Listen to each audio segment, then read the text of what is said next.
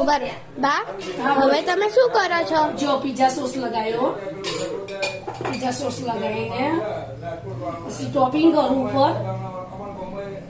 પિઝાનું topping કરીશ.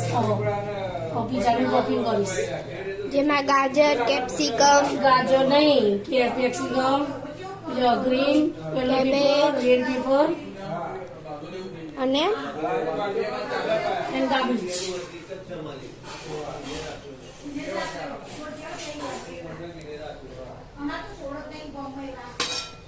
એને હવે ચીઝનું ટોપિંગ કરીશ.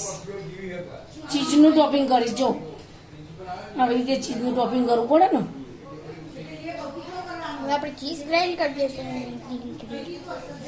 લાટો અંદર રાખવો પડે. લાય આવો લાટો ચીઝનો એ રહ્યો. જો પીળા કલર, જો તેલ ઢોળાય. જો હવે બાય ચીઝ નાખી દીધી છે. ખોલ.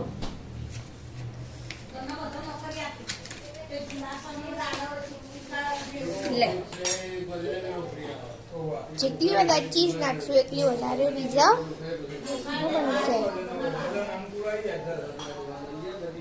ડીશને ચમક કાઢવી પડશે.